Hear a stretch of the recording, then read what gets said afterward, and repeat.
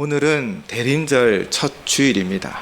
저번 주에 말씀드렸듯 교회력으로는 오늘 이 주가 바로 한 해의 시작으로 보고 있죠. 왜냐하면 교회력은 예수님의 생애 주기를 따라 그 해를 시작하기 때문입니다. 대림절은 우리를 위하여 오셨던 아기 예수님을 기억하며 감사함으로 바로 이 성탄절을 준비하는 것입니다. 그리고 또 하나의 의미가 대림절에 있습니다. 그것은 예수님이 약속하신 말씀대로 다시 오실 것이라 라고 약속하셨으니 그 다시 오실 주님을 간절히 기다리는 기간인 것이죠.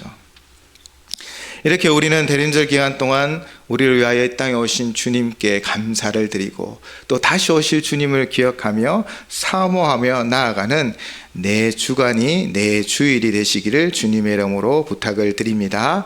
저번 주부터 또한 우리는 특별 새벽 기도회를 가지면서 이 성령의 열매에 대하여 함께 나누어 보았습니다. 먼저 다시 한번 상기해 보면 이 성령을 따라 행하여 맺는 성령의 열매에 대하여 말씀드렸고 또 매일 아침 6개의 열매에 대하여 나누었습니다. 우리 남은 한 달 마무리를 잘하고 내년을 잘 준비하여 2024년은 이 성령의 열매를 주렁주렁 맺어가는 삶이 되시기를 바랍니다. 그렇다면 우리가 다시 한번 생각할 때 성령의 열매란 무엇을 우리에게 가르쳐 주고 있습니까? 이 성령의 열매라는 것은요, 첫째는 성령의 열매입니다. 이것은 나의 열매, 나의 공로의 열매가 아닙니다. 성령님이 주도하여 열매 맺게 하신다라는 것이죠. 우리의 삶은 강할 때도 있고 보할 때도 있고 우리의 삶은 약할 때도 있고 가난할 때도 있는 것입니다. 그래서 우리의 삶으로는 때로는 열매를 맺지 못합니다. 그러나 우리가 성령님을 의지하며 심는 자가 바로 성령님께서 열매를 맺게 해 주신다라는 것이죠. 즉 성령의 열매는 그 주도권이 성령님께 있는 것입니다. 올해는 이랬는데 내년은 될까라고 걱정하지 마시기 바랍니다.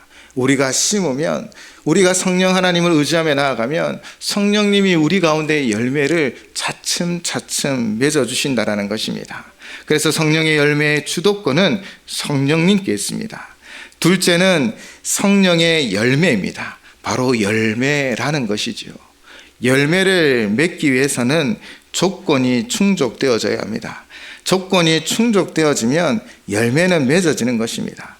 그렇다면 그 조건 중 가장 중요한 조건은 무엇일까요? 가장 중요한 일은 바로 심는 것입니다. 저절로 열매를 맺는 것 아니지요. 누군가 씨앗을 심었기 때문에 열매를 맺습니다. 콩을 심고 콩을 거두고요. 팥을 심었기 때문에 팥을 기대한다라는 것이죠. 심는 대로 거두는 것이 바로 자연 만물을 다스리시고 지금도 주장하시는 하나님의 법칙입니다. 여러분이 심으면 반드시 거두게 되어져 있습니다. 이 사실을 믿고 우리는 하나님을 위하여 항상 심으셔야 합니다. 우리가 심으면 성령 하나님 역사하셔서 열매를 맺어주시는 것이지요. 그리고 세 번째는 바로 자라남의 법칙을 말하고 있습니다. 씨앗을 심으면 자라납니다.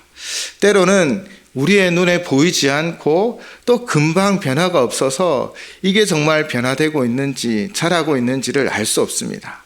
그러나 반드시 씨앗이 심겨지면 그 씨앗은 자라나게 되어져 있죠. 모소라는 대나무에 대하여 말씀드린 적이 있습니다.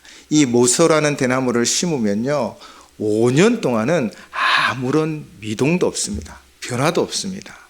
그렇게 5년 동안 심은 그 씨앗, 그 대나무를 아무리 살펴봐도 변화가 없지만 5년이 지난 뒤부터는 하루에 30cm씩 6주 만에 15m 이상을 자라게 됩니다. 그 이유를 생물학자들이 살펴보았죠. 그 이유는 5년 동안 뿌리를 깊게 내리는 것입니다.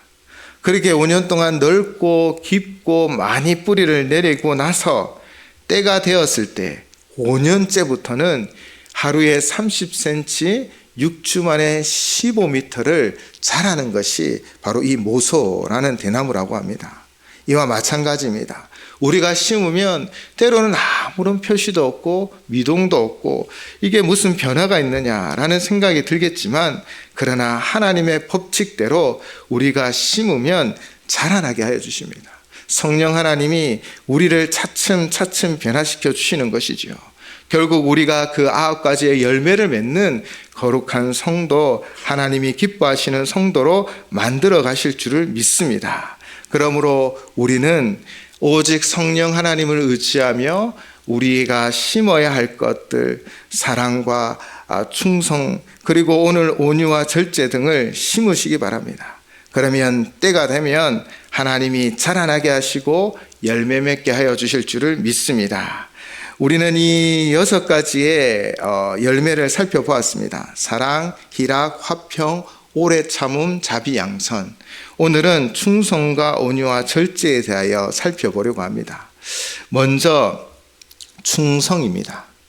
옛날 한 임금이 신하들을 불러 독을 주면서 이 독에 물을 가득 부어 채우라라고 명령하였습니다. 신하들은 그 독을 받고 열심히 우물에서 물을 퍼 담았지만 이상하게 독에는 물이 빠져나가는 겁니다. 채워지지 않는 것입니다. 바로 밑빠진 독이었지요. 아래에 구멍이 있어 물을 아무리 부어도 소용이 없었다라는 것입니다. 모든 신하들은 다 포기하였는데 한 신하는 그래도 끝까지 포기하지 않고 이 독에 물을 붓기 시작합니다. 우물에 물을 퍼서 독에 붓다 보니 이제 우물도 바닥을 드러내기 시작합니다. 독에 물을 다 채우기 전에 우물은 이미 바닥을 드러내었고 이 바닥 속에는 금덩어리가 있었다고 합니다. 신하는 임금에게 머리를 조아리며 왕의 명령대로 이 독에 물을 채우려고 하였으나 도저히 채우지 못하였습니다. 그 대신 이 우물바닥에서 금덩어리를 발견했습니다 라고 하며 임금에게 드렸지요. 그러나 도리어 왕은 이 신하의 충성을 높이 평가하였습니다. 그리고 그 금덩어리도 상으로 내렸던 것이지요. 이 신하의 모습이 바로 충성입니다. 바로 왕이 믿을 만한 충성된 신하인 것이지요. 이 이야기는 성경에도 이 이야기에 비슷한 이야기가 성경에 기록되어져 있죠. 달란트 비유입니다. 5달란트, 2달란트 받은 이들은 최선을 다하였습니다. 그리고 그 남긴 것들로 주인에게 드렸지요. 그때 마태복음 25장 23절에 예수님은 이렇게 말씀하셨습니다. 우리 함께 마태복음 25장 23절 봉독하도록 하겠습니다. 그 주인이 이르되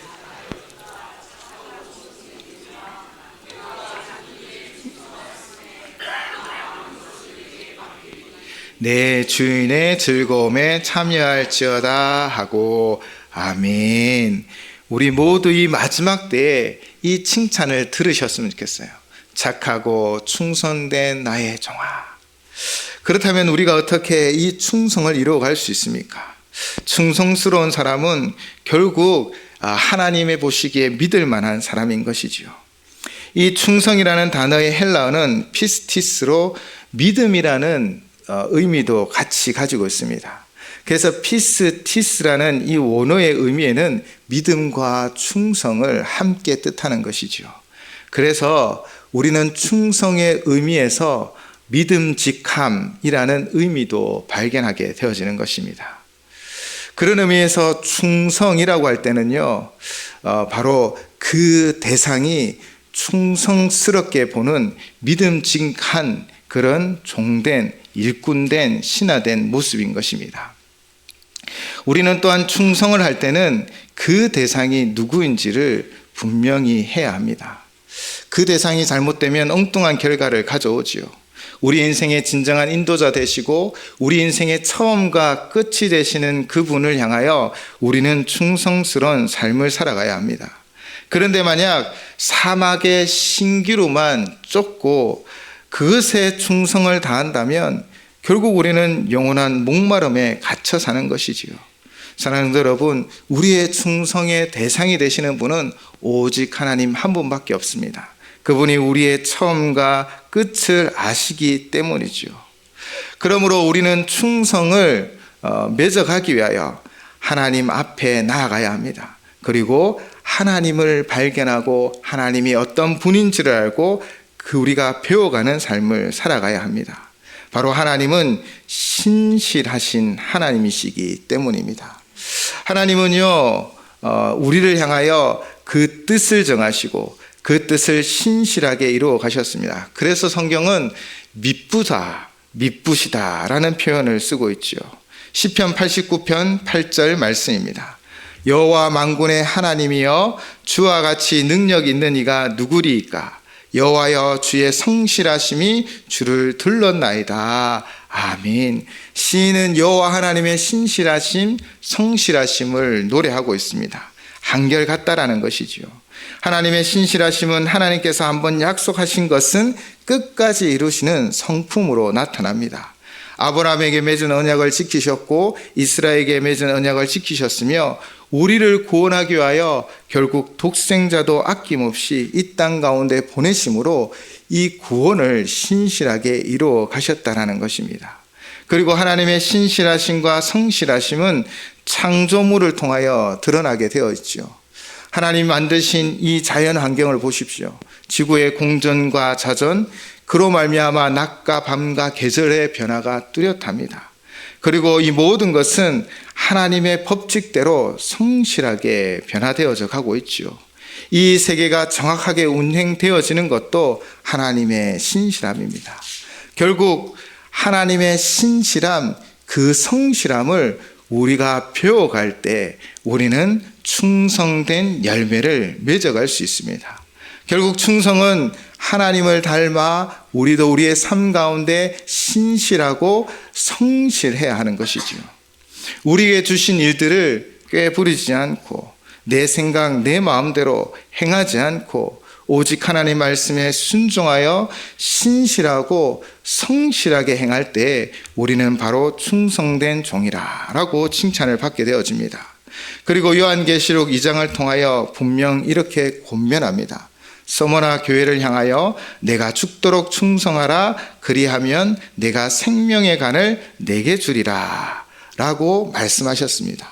우리가 90분 축구 경기를 볼 때 85분 동안 열심히 뛰어서 점수를 내고 이기고 있다가도 마지막 5분 그동안 골을 먹게 되어지면 지는 경기가 되어집니다.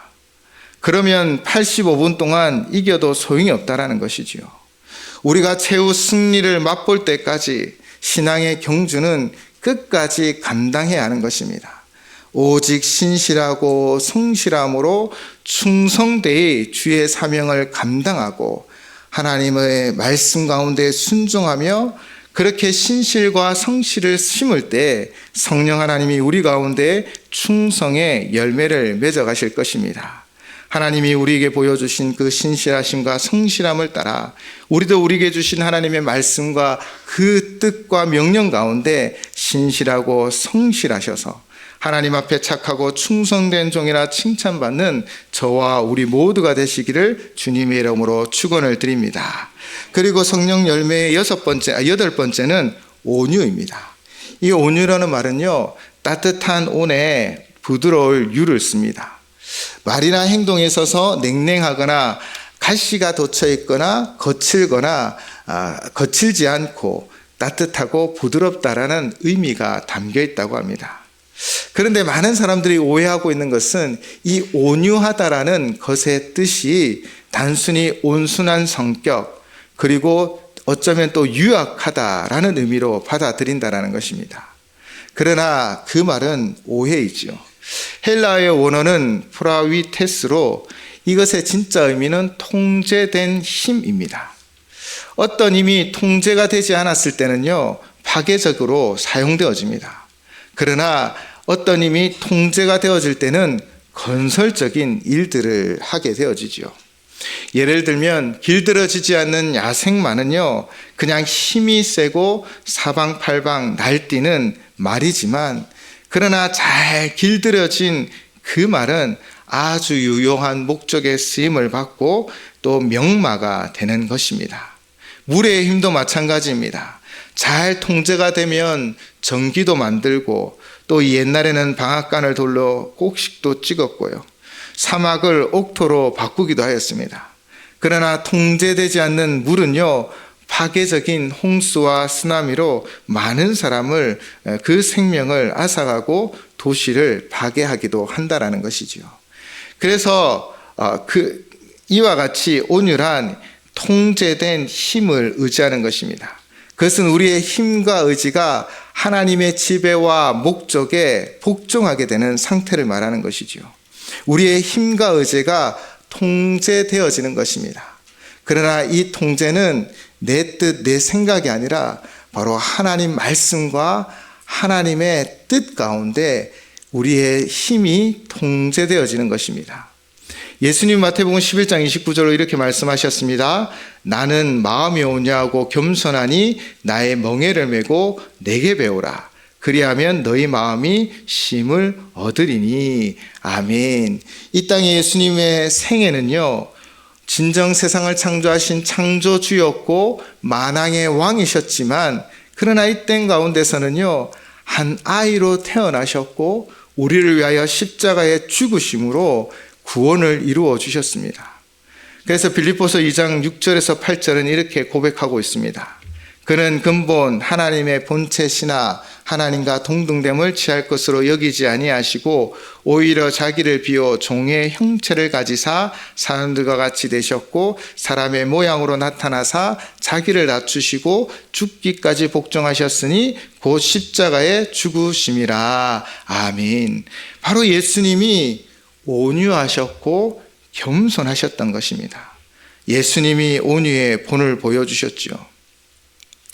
사람을 살리기 위하여, 우리를 살리기 위하여 예수님은 하나님과 동등되시지만 그러나 자기를 비워 종의 형체를 가진 사람이 되셨다라는 거예요. 예수님은 온유하심과 겸손하심으로 구원의 역사를 이루어 갔습니다. 우리도 마찬가지입니다. 우리는 예수님을 배워야 합니다. 예수님이 온유와 겸손함으로 세상을 구원하였듯 우리도 우리의 삶 가운데 온유와 겸손함을 심어야 하는 것이지요. 예수님을 진실로 닮아가야 합니다. 예수님을 생각하고 예수님의 말씀을 읽고 예수님에 대하여 이야기하고 예수님과 가까이 동행해야 하는 것이지요. 그때 우리는 우리 안에 예수님을 닮아가게 되어질 것이고 온유함과 겸손함이 우리의 삶의 열매로 맺어지게 되어질 것입니다. 사랑하는 여러분, 예수님이 온유함과 겸손함으로 구원을 이루어 갔듯 우리가 이 세상을 향하여 온유함과 겸손함으로 나아가면 생명을 살리는 역사를 만들어갈 줄을 믿습니다. 또한 이 온유와 겸손을 위해서는요, 자기의 십자가를 지셔야 합니다.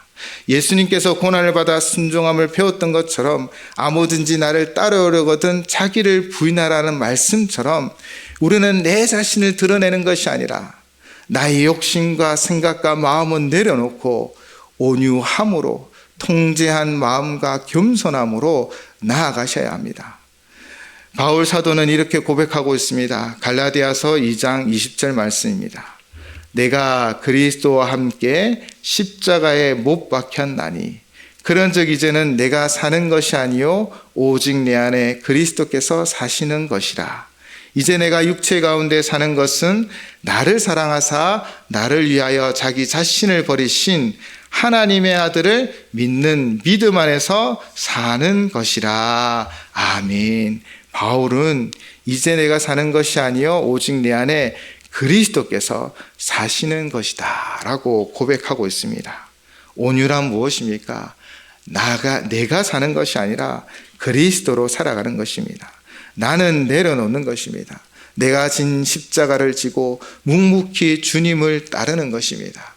그렇게 주님과 함께 할 때 우리 안에 예수님의 온유함이 겸손함이 드러날 때 세상을 정복하고 세상을 변화시키며 구원의 역사를 이루어가는 우리 모두가 되어질 줄을 믿습니다.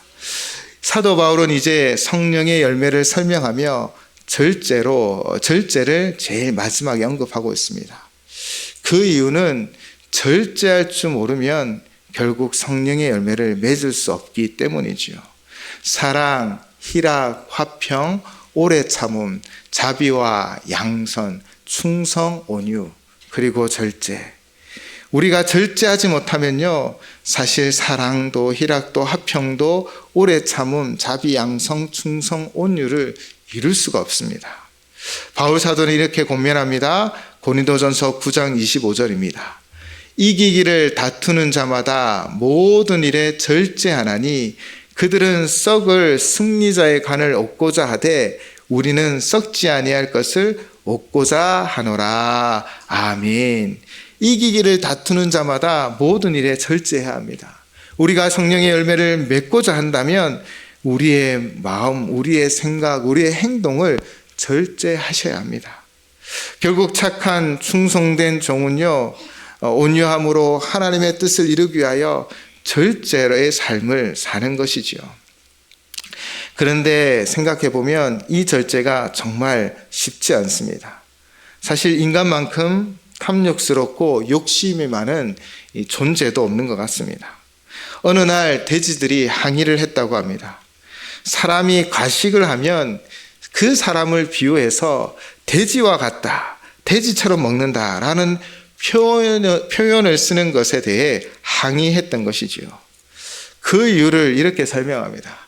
실제 우리들 돼지는요, 70에서 80%만 위가 70에서 80%만 차면 먹지 않는다라는 거예요.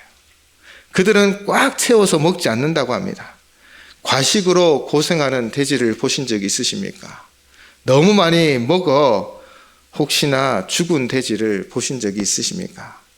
반면에 인간은요, 과식, 소화불량 등 그것으로 말미암아 고생하기도 하고 또 소화제를 먹어가면서 먹기도 합니다. 너무 먹어 요즘은 다이어트를 하기도 하지요. 돼지처럼 먹는다라는 말보다는 인간처럼 무절제하게 먹는다라고 표현해야 된다라는 것이 그들의 항의였다라고 우스갯소리가 있습니다. 돼지처럼 먹는다가 아니라 무질서하게 먹는 우리의 모습은 어떠합니까? 우리는 정말 절제가 필요합니다. 말의 절제, 생각의 절제, 행동의 절제가 필요한 것입니다. 잠언 16장 32절입니다. 노하기를 더디하는 자는 용사보다 낫고 자기의 마음을 다스리는 자는 성을 빼앗는 자보다 나으니라. 아멘. 가장 중요한 것, 어쩌면 마음을 다스리는 것입니다. 마음을 다스리는 자는 성을 빼앗는 자보다 더 낫다라고 잠언은 우리에게 이야기하고 있습니다. 주님이 곧 오시는데 썩어질 육체의 것들, 내 마음의 유혹과 정욕을 향하여 나아가는 것이 아니라 그 모든 것을 통제하고 억제하며 하나님의 충성된 일꾼으로 또 온유함으로 섬기는 삶이, 그 절제의 삶이 우리에게 필요하다라는 것이지요. 그렇다면 절제의 열매를 맺으려면 우리가 어찌해야 합니까? 우리의 의지만으로는 이 절제가 이루어지지 않습니다. 우리는 하나님의 은혜를 간절히 구하셔야 합니다. 성령의 열매, 절제는요, 바로 성령님이 맺게 하여 주십니다. 우리가 매 순간, 매 시간, 첫 시간을 또 무엇이든 먼저 기도하는 삶이 필요합니다. 기도로 성령님의 도우심을 구하십시오. 성령 하나님이 우리 가운데 절제할 수 있는 힘을 허락하여 주실 것입니다. 우리가 성령 하나님 앞에 기도하고 그분의 도움을 구하며 하나님의 은혜를 사모하며 나아갈 때 하나님은 우리의 기도 가운데 응답하여 주셔서 절제하게 하여 주셔서 정말 성령의 이 9가지 열매를 맺게 하여 주실 줄을 믿습니다. 오늘도 우리가 기도함으로 하나님의 도우심을 구함으로 하나님의 그 9가지 열매, 성령님이 우리 가운데 맺어지는 그 열매를 풍성하게 맺어가시기를 주님의 이름으로 축원을 드립니다. 함께 기도하시겠습니다.